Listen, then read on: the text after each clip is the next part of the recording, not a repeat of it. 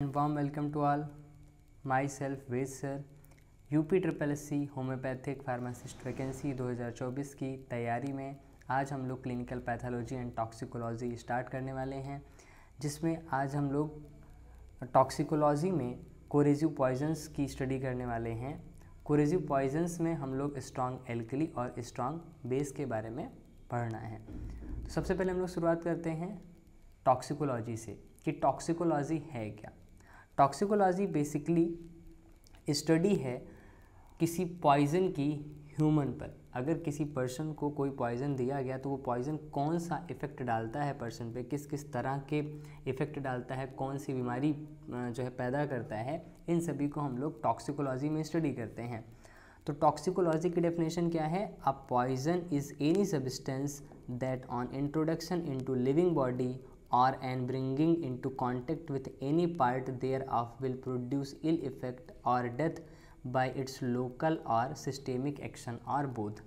मतलब कि पॉइज़न वो पदार्थ है जो कि अगर जीवित व्यक्ति को दिया जाए या जीवित व्यक्ति उस पदार्थ के कांटेक्ट में आता है तो उसके वजह से उसकी डेथ हो सकती है, वो बीमार पड़ सकता है उस पॉइज़न के लोकल एक्शन या फिर सिस्टेमिक एक्शन के वजह से।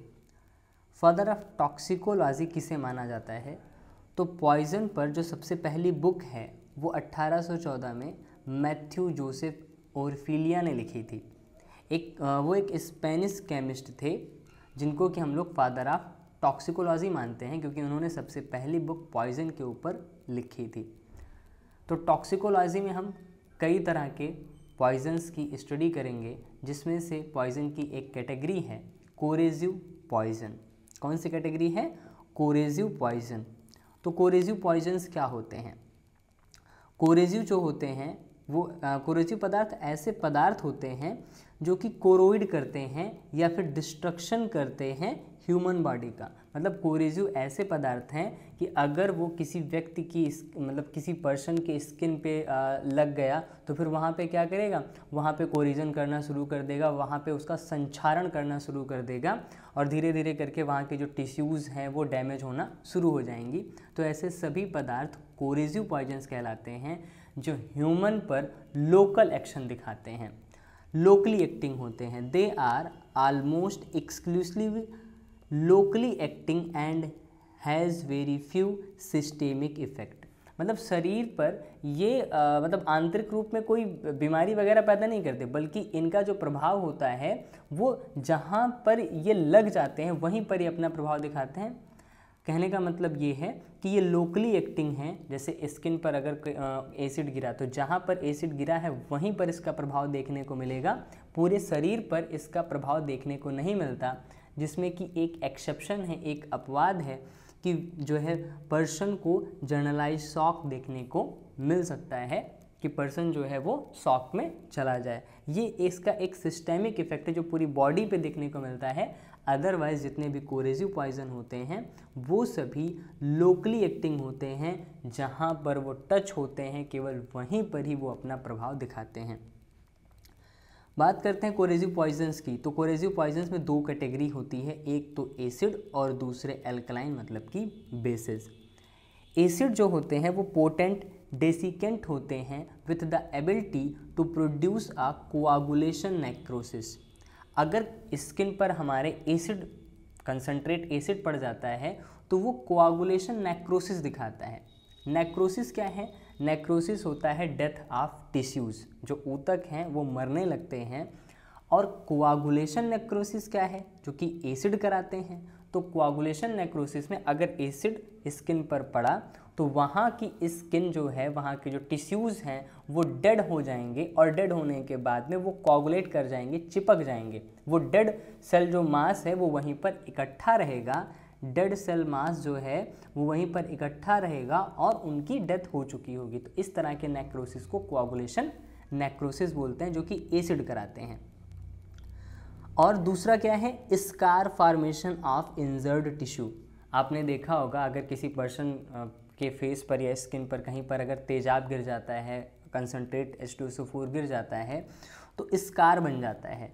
और वो स्कार क्या है, ऊपर की स्किन जो है वो कोआगुलेशन नेक्रोसिस की वजह से तो डैमेज हो चुकी है, ख़राब हो चुकी है, बट एसिड और अंदर तक डैमेज ना कर सके, तो इसके वजह से वहाँ की जो टिश्यूज़ होती हैं वो डेड हो जाती हैं, सख्त हो जाती हैं, और इस तरह से क्या होता है कि स्कार फॉर्मेशन होता है इंजर्ड टिश्यू में, जो कि बचाता है अंदर वाली लेयर को डैमेज होने से। बात करते हैं एल्कलीज की, क्षार की बात करते हैं। क्षार भी कोरेसिव होते हैं, बट इनका जो नेक्रोसिस होता है वो लिक्विफिकेशन नेक्रोसिस देखने को मिलता है टिश्यूज़ में। अगर कहीं पर क्षार जो है स्किन से टच हो जाएगा तो वहाँ पे लिक्विफिकेशन नेक्रोसिस देखने को मिलता है। ये इस प्रकार की नेक्रोसिस है कि वहाँ की जो सेल्स होती हैं वो डेड होंगी, और डेड होने के बाद वो डिज़ोल्व होना शुरू हो जाएंगी, डिज़ोल्व होकर के लिक्विफाई होकर के वो वहाँ से हट जाती हैं। तो इस तरह के नेक्रोसिस को हम क्या कहते हैं, लिक्विफिकेशन नेक्रोसिस, जो कि एल्कलीज कराती हैं। बात की जाए एसिड सब्सटेंसेस की, तो एसिड सब्सटेंसेस क्या होते हैं? एसिड सब्सटेंस वो होते हैं जो वाटर में H+ दे सकें। H+ देने वाले क्या होते हैं? एसिड होते हैं। H+ देने वाले सब्सटेंस क्या होते हैं? एसिड होते हैं। और जो सब्सटेंस OH- देते हैं वो क्या होते हैं? बेस होते हैं।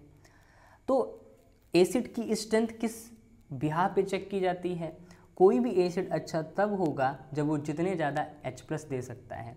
अगर ज़्यादा H+ देगा तो उसका pH कम आएगा, और अगर कोई बेस जितना ज़्यादा अच्छा होगा वो उतना ही ज़्यादा OH- आयन देगा और उसका pH उतना ही ज़्यादा आएगा।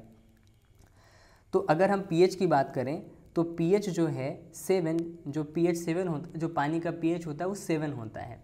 7 न्यूट्रल pH है, उदासीन pH है। 7 के ऊपर 14 तक यहाँ पे बेसेस होते हैं, और 7 से लेस 0 तक में एसिड होते हैं। तो एसिड का pH <7 होता है, बेस का pH <14 होता है। H+ देने वाले, पानी से ज़्यादा H+ रखने वाले एसिड, और पानी से ज़्यादा OH- रखने वाले क्या होते हैं? बेस होते हैं। तो बहुत ज़्यादा स्ट्रॉन्ग एसिड कौन होंगे? जिनका pH लगभग कितना होगा? जिनका pH 1 के आसपास होगा, वो सभी बहुत अच्छे एसिड होंगे। और बहुत अच्छे बेस कौन से होंगे? वो होंगे जिनका pH 13-14 के आसपास होगा, वो सभी क्या होंगे? बहुत स्ट्रॉन्ग बेसेस होंगे। नेक्स्ट हम बात करते हैं कोरेसिव पॉइजन्स में। कोरेसिव पॉइजन का क्लासिफिकेशन कैसे कैसे किया गया है? तो कोरेसिव पॉइजन को क्लासीफाई किया गया है, एक तो स्ट्रॉन्ग एसिड में और दूसरे स्ट्रॉन्ग एल्कलाइन मतलब कि बेसिस में। स्ट्रॉन्ग एसिड और स्ट्रॉन्ग बेस में क्या किया गया है? इन्हें क्लासीफाई किया गया है। अब स्ट्रॉन्ग एसिड की भी दो कैटेगरी है। स्ट्रॉन्ग एसिड में एक कैटेगरी है मिनरल या फिर ऑर्गेनिक एसिड की। मिनरल या जो ऑर्गेनिक एसिड होते हैं ये बहुत ही ज़्यादा डेंजरस होते हैं, जिसमें कि sulphuric acid, nitric acid, hydrochloric acid आता है। सल्फ्यूरिक एसिड क्या है?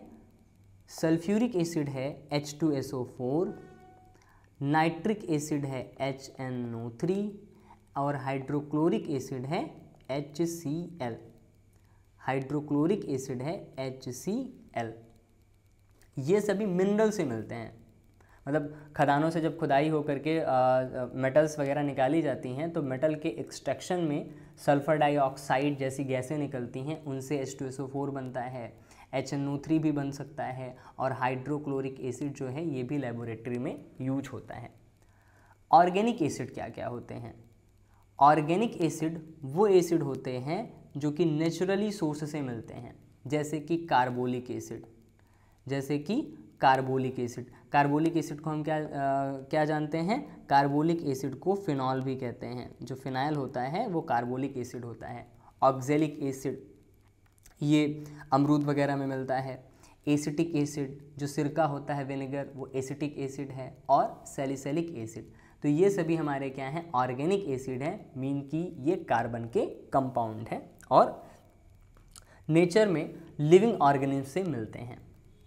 बात करें स्ट्रॉन्ग एल्कलाइज की, दूसरी कैटेगरी जो कि कोरेसिव पॉइजन्स की है वो स्ट्रॉन्ग एल्कलाइज की है। और स्ट्रॉन्ग एल्कलाइज में आते हैं hydrates and carbonates of sodium and potassium और अमोनिया। तो सोडियम हाइड्रोक्साइड क्या है? सोडियम हाइड्रोक्साइड बेस है NaOH, सोडियम हाइड्रोक्साइड ये स्ट्रॉन्ग बेस है। पोटेशियम हाइड्रोक्साइड ये भी स्ट्रॉन्ग बेस है। कार्बोनेट की बात करें तो Na2CO3 और K2CO3 ये सभी हमारे क्या हैं, ये दोनों वीक हैं और ये दोनों स्ट्रॉन्ग एल्कली या फिर स्ट्रॉन्ग बेस हैं जो कि बहुत ज़्यादा खतरनाक होते हैं। इसके अलावा अमोनिया भी जो है वो भी एल्कली ही है, बेस ही है और वो भी काफ़ी ज़्यादा खतरनाक होता है। नेक्स्ट अब हम बात करते हैं सबसे पहले कोरेसिव पॉइजन की, और सबसे पहला जो कोरेसिव पॉइजन है वो है सल्फ्यूरिक एसिड। इसे और क्या कहते हैं, इसे ऑयल ऑफ विट्रियोल भी कहते हैं। इसका दूसरा नाम क्या है, ऑयल ऑफ विट्रियोल भी कहते हैं। तो सल्फ्यूरिक एसिड को हम लोग किस नाम से जानते हैं, जो कंसनट्रेट सल्फ्यूरिक एसिड होता है वो तेजाब होता है, जो फर्श वगैरह की सफाई के लिए यूज किया जाता है, बहुत ही डेंजरस होता है।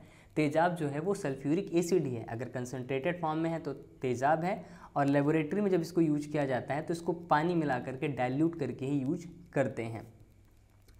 तो इसकी फिजिकल एंड केमिकल प्रॉपर्टीज़ क्या क्या हैं, इसकी जो फिजिकल एंड केमिकल प्रॉपर्टी है, ये कलरलेस, बिना किसी कलर का, तेल के जैसा भारी, बिना फ्यूम का, इसमें धुआं नहीं निकलता, ऑर्डरलेस, कोई स्मेल नहीं है, हाइग्रोस्कोपिक लिक्विड, नमी को सोखने वाला, और अगर ये मतलब अगर डाइल्यूट फॉर्म में अगर कोई इसको टेस्ट करेगा तो इसका टेस्ट बहुत ही पेनफुल होगा, बर्निंग होगा, जलाने वाला टेस्ट होगा। मतलब कि ये कलरलेस होगा, तेल जैसा होगा, भारी होगा, बिना फ्यूम्स का होगा, बिना किसी स्मेल का होगा, नमी को सोखने वाला लिक्विड है, जिसका टेस्ट जो है वो पेनफुल, जलाने वाला टेस्ट होता है। अगर हम कंसनट्रेट सल्फ्यूरिक एसिड मतलब तेजाब को अगर किसी भी लिविंग या किसी भी डेड ऑर्गेनिक सब्सटेंस पे डाल दें, जैसे कि अगर हम शुगर ले लें, चीनी ले लें या फिर ग्लूकोज ले लें, अगर हम उसमें सल्फ्यूरिक एसिड, कंसनट्रेट वाला सल्फ्यूरिक एसिड उसमें डाल दें, वो तुरंत क्या करता है, उसमें से सारी की सारी नमी, सारे के सारे पानी को निकाल लेगा, और निकाल करके जो लिविंग टिश्यू या डेड प्लांट या एनिमल टिश्यू होते हैं उसमें सिर्फ कार्बन बचेगा। अगर सारा पानी निकल जाएगा तो क्या बचेगा, केवल कार्बन बचेगा। तो कंसनट्रेट फॉर्म में ये क्या करते हैं कि ऑर्गेनिक सब्सटेंसेस को कार्बोनाइज कर देते हैं, उन्हें कार्बन में कन्वर्ट कर देते हैं, और वो चीनी या फिर वो ग्लूकोज काला पड़ जाएगा। सोर्सेज की बात करें तो कहाँ से ये मिलता है, इंडस्ट्रीज़ में यूज होता है, कॉमर्शियल इंडस्ट्रीज़, केमिकल लेबोरेटरीज़, जो स्कूलों में लेबोरेटरीज़ होती हैं वहाँ पर, या अदर बहुत सारी जगहों पे जो लेबोरेटरीज़ हैं वहाँ पर सल्फ्यूरिक एसिड का यूज किया जाता है। नेक्स्ट हम बात करते हैं सल्फ्यूरिक एसिड का एक्शन कैसा है। सल्फ्यूरिक एसिड जो है वो लोकली कोरेसिव है। लोकली कोरेसिव होने का मतलब ये है कि अगर कहीं पर भी कंसनट्रेट सल्फ्यूरिक एसिड स्किन पर पड़ा, डायरेक्ट स्किन के कांटेक्ट में आने पर वो क्या करेगा, वहाँ की स्किन को पूरी तरीके से उसको संचारित कर देगा, ख़राब कर देगा, वहाँ की सारे टिश्यूज़ को डेड कर देगा, और वहाँ पर क्या देखने को मिलेगा, वहाँ पर कोआगुलेशन, नेक्रोसिस देखने को मिलेगा। अगर बात की जाए इनडायरेक्टली, तो इनडायरेक्टली इसके वजह से क्या होता है, शॉक होता है और पर्सन जो है वो बेहोश हो सकता है। एस्फेक्सिया, एस्फेक्सिया कब होता है, एस्फेक्सिया का मतलब सांस लेने में कठिनाई होना या सांस का ना लिया जा पाना, उसमें प्रॉब्लम होना। एस्फेक्सिया कब होता है, व्हेन द एसिड और the vomitus trickles down the respiratory tract. मतलब कि अगर किसी पर्सन ने सल्फ्यूरिक एसिड को जो है पी लिया है तो क्या होगा कि उसकी जो वोमिटिंग होगी, उसको जब उल्टी होगी तो उस उल्टी के वजह से रिस्पिरेटरी ट्रैक्ट में भी वो जो है जा सकता है। तो उस रिस्पिरेटरी ट्रैक्ट में उस एसिड के जाने की वजह से क्या होगा कि उसको सांस लेने में कठिनाई होगी, क्योंकि वो तो पहले उसके माउथ में जो है कोरिजन करेगा, फिर उसके बाद में उसके रिस्पिरेटरी ट्रैक्ट में कोरिजन करेगा, जिसकी वजह से स्वेलिंग वगैरह देखने को मिलेगी, पेन देखने को मिलेगा। इस वजह से क्या होगा, स्वेलिंग और पेन की वजह से व्यक्ति को सांस लेने में कठिनाई होगी। तो एस्फेक्सिया प्रोड्यूस करता है। Chemical peritonitis due to perforation of stomach, जैसे ही कंसनट्रेट फॉर्म में सल्फ्यूरिक एसिड स्टमक के अंदर पहुंचेगा, स्टमक में हो जाएगा होल, छेद हो जाएगा, परफोरेशन हो जाएगा, और उस परफोरेशन की वजह से क्या होगा, केमिकल पेरिटोनाइटिस देखने को मिलेगी कि आसपास मतलब होल हो जाने के बाद स्टमक में से जो एसिड आसपास के टिश्यूज़ या आर्गन तक पहुंचेगा तो वहाँ पे क्या करेगा, उन सभी को ड्नुकसान पहुंचाना शुरू करेगा, जिसके वजह से उनमें इन्फ्लामेशन होगा, उनमें स्वेलिंग होगी और काफ़ी ज़्यादा पेन होगा। Malnutrition due to resultant structure of oesophagus, मतलब अगर किसी पर्सन ने सल्फ्यूरिक एसिड को पी लिया है तो उसके वजह से क्या होगा कि उसका जो ओइसोफेगस है, यानी कि जो उसके भोजन की जो नली है जिससे भोजन जो है स्टमक में जा रहा है, वो पूरा का पूरा क्या हो जाएगा, डैमेज हो जाएगा। स्कार फॉर्मेशन की वजह से, कोआगुलेशन नेक्रोसिस के वजह से स्वेलिंग हो जाएगी, तो जिसके वजह से व्यक्ति जो है भोजन नहीं कर पाएगा, माल न्यूट्रिशन की वजह से उसकी जो है डेथ हो सकती है। बात करते हैं इसके फाटल डोज की, तो फाटल डोज इसका है 5 से 10 ml। अगर कंसनट्रेट सल्फ्यूरिक एसिड अगर कोई व्यक्ति 5 से 10 ml पी गया, मिनिमम 5 से 10 ml अगर पी गया तो उस पर्सन की डेथ हो सकती है। और फाटल पीरियड क्या है कि उसकी डेथ लगभग 12 से 24 घंटे या उससे ज़्यादा समय में भी हो सकती है। तो सल्फ्यूरिक एसिड बहुत ही खतरनाक कोरेसिव पॉइजन है। इसकी पॉइजनिंग के कुछ साइन एंड सिम्टम्स हैं।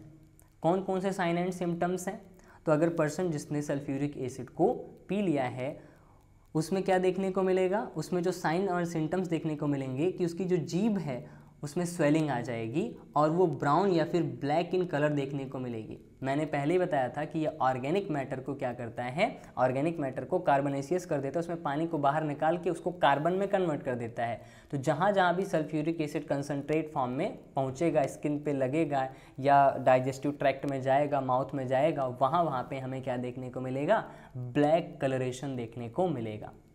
दांत कैसे हो जाते हैं, तो दांत जो होते हैं वो चाल्की वाइट हो जाते हैं इन अपीयरेंस, मतलब दांत जो होते हैं बिल्कुल चाक की तरह सफ़ेद दिखाई पड़ते हैं।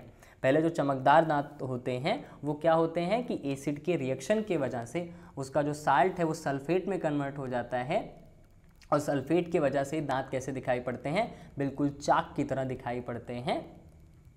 Lips are swollen, corroded and black, जो लिप्स हैं उसमें स्वेलिंग आ जाएगी, उनमें कोरिजन देखने को मिलेगा कि वो डैमेज हो जाएंगे, पूरी तरीके से संक्षारण हो जाएगा, वहाँ की टिश्यूज डेड हो जाएंगी और वो ब्लैक दिखाई पड़ेगा कार्बोनेशियस हो जाने की वजह से।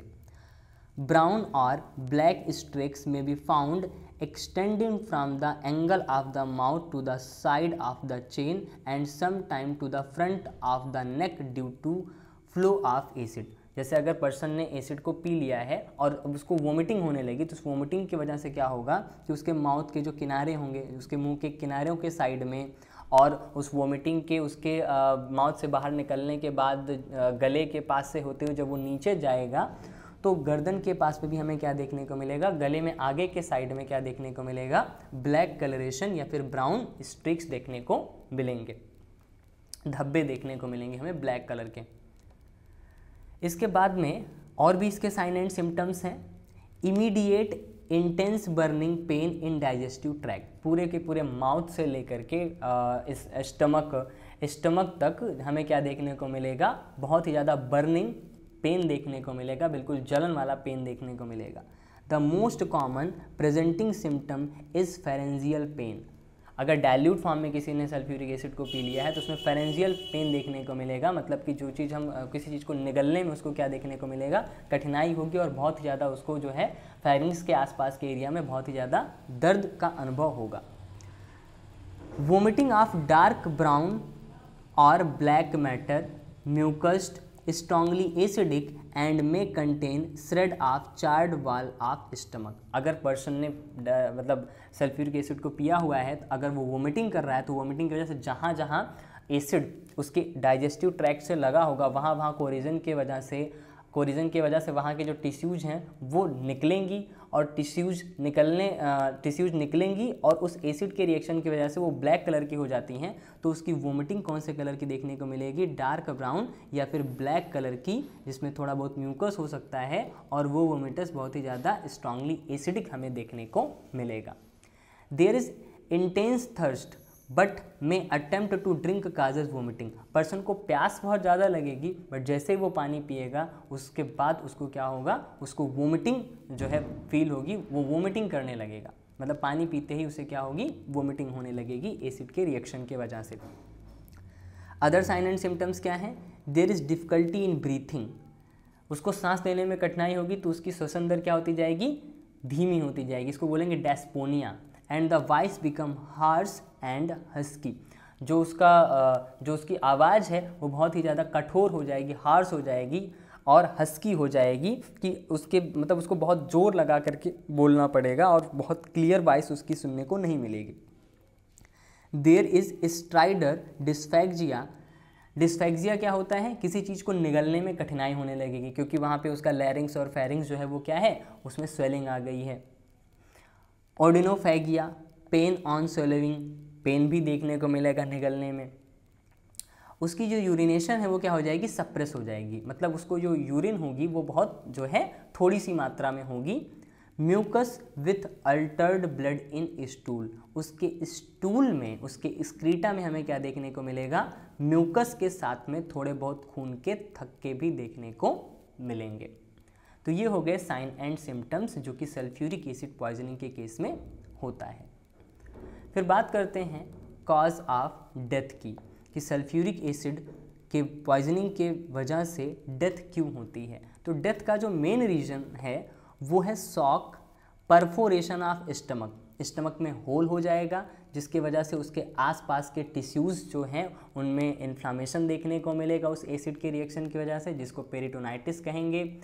और लैरेंजियल स्पाज्म, लैरेंजियल स्पाज्म क्या है, लैरिंग्स के आसपास में अकड़न हो जाएगी due to trickling of acid और वोमिटस। एसिड के वजह से, मतलब एसिड जैसे जैसे अंदर जाएगा तो उसका जो लैरिंग्स है उसमें अकड़न देखने को मिलेगी, या फिर वोमिटिंग की वजह से अगर वो लैरिंग्स के पास में वो एसिड पहुंचा है तो उसके वजह से भी क्या देखने को मिलेगी, उसके लैरिंग्स में स्वेलिंग और स्पाज्म, अकड़न देखने को मिलेगी। और लास्ट है malnutrition due to structure of oesophagus. जो एसोफेगस है वो पूरी तरीके से क्या हो जाएगा, तो पूरी तरीके से जो है वो ख़राब हो जाएगा, स्ट्रक्चर हो जाएगा, स्कार फॉर्मेशन वगैरह की वजह से, वहाँ की टिश्यूज वगैरह जो डेड हो जाएंगे उनकी वजह से इन्फ्लामेशन होगा, तो किसी चीज़ को निगल करके वो स्टमक में पहुँचेगा ही नहीं। इसके वजह से उस पर्सन की क्या होती है, माल न्यूट्रिशन की वजह से पर्सन की डेथ होती है। तो मेनली शॉक है, परफोरेशन ऑफ स्टमक है, पेरिटोनाइटिस है, लैरेंजियल स्पाज्म है जिसकी वजह से सांस लेने में भी या कुछ निगलने में कठिनाई होगी, और ओइसोफेगस के स्ट्रक्चर होने की वजह से, माल न्यूट्रिशन की वजह से भी पर्सन की डेथ होती है। अब बात करते हैं इसके ट्रीटमेंट की। सल्फ्यूरिक एसिड के केस में, पॉइजनिंग के केस में कभी भी गैस्ट्रिक लेवल्स और इमेटिक्स का यूज नहीं करते। गैस्ट्रिक लेवल्स क्या है, गैस्ट्रिक लेवल्स में क्या होता है कि एक पाइप को स्टमक तक डाल दिया जाता है, लगभग 3 मीटर की पाइप होती है और उसको एक तरफ से पानी से भरा जाता है, दूसरी तरफ से वो पानी बाहर आता है, तो इस तरीके से जो स्टमक है उसकी धुलाई हो जाती है, इसी को गैस्ट्रिक लेवल्स कहते हैं। बट सल्फ्यूरिक एसिड के केस में कभी भी गैस्ट्रिक लेवल्स यूज नहीं करते और ना ही इमेटिक्स का यूज करते हैं, क्योंकि जब भी हम गैस्ट्रिक लेवल्स करेंगे तो क्या होगा, एसिड में जैसे ही पानी मिलेगा बहुत ही ज़्यादा मात्रा में हीट प्रोड्यूस होगी और उस हीट की वजह से बर्निंग पेन, मतलब और ज़्यादा पेन उस पर्सन को होगा, बर्न होने की वजह से जलन का अनुभव और ज़्यादा होगा, तो उसकी प्रॉब्लम और ज़्यादा बढ़ जाएगी। इसलिए कभी भी गैस्ट्रिक लेवल्स का यूज नहीं करते और ना ही इमेटिक्स का यूज करते हैं। इमेटिक्स वो सब्सटेंस होते हैं जिनको खाने के बाद वोमिटिंग का एहसास होता है, तो इमेटिक्स का भी यूज नहीं करना चाहिए, क्योंकि उसके आसपास अगर एसिड इकट्ठा हो जाएगा तो एसिड वोमिटिंग में जब बाहर आएगा तो उसकी वजह से भी उस पर्सन की प्रॉब्लम बढ़ेगी। पर्सन को क्या देना चाहिए, पर्सन को डेमोलिसेंट देना चाहिए, जैसे कि दूध उसको देना चाहिए, ऑलिव ऑयल देना चाहिए, अंडे की सफ़ेदी एग वाइट देना चाहिए, उसको पिघला हुआ मक्खन देना चाहिए, बटर देना चाहिए, या फिर उसको स्टार्च वाटर देना चाहिए, क्योंकि ये सारे पदार्थ स्टमक के आसपास एक कोटिंग कर लेंगे, उसको कवर कर लेंगे और एसिड जो है वो पेनिट्रेट करके और ज़्यादा डैमेज नहीं कर पाएगा। तो इस तरह से हम क्या करते हैं, पर्सन को जो है सल्फ्यूरिक एसिड के केस, पॉइजनिंग के केस में उसकी ट्रीटमेंट की जा सकती है, बट इसमें कभी भी गैस्ट्रिक लेवल्स या एमेटिक्स का यूज़ नहीं होगा। तो आज के क्लास में हम लोगों ने सल्फ्यूरिक एसिड पॉइजनिंग को काफ़ी डिटेल में डिस्कवर किया। हम लोगों ने क्या क्या डिस्कवर किया, हम लोगों ने क्या क्या डिटेल में डिस्कस किया है। तो हम लोगों ने सल्फ्यूरिक एसिड क्या है, उसकी फिजिकल केमिकल प्रॉपर्टी क्या है, उसका एक्शन कैसा है, फाटल डोज क्या है, फाटल पीरियड क्या है, साइन एंड सिम्टम्स क्या हैं, और इसके साथ साथ काज ऑफ डेथ और ट्रीटमेंट के बारे में हम लोगों ने डिस्कस कर लिया है। तो इसमें जो कुछ भी पॉइंट्स हैं आप उनको एक बार देखिए, रिवाइज करिए। नेक्स्ट वीडियो में हम लोग जो है सल्फ्यूरिक एसिड के बाद नाइट्रिक एसिड पॉइजनिंग और हाइड्रोक्लोरिक एसिड पॉइजनिंग के बारे में पढ़ेंगे। तब तक के लिए बाय एंड टेक केयर।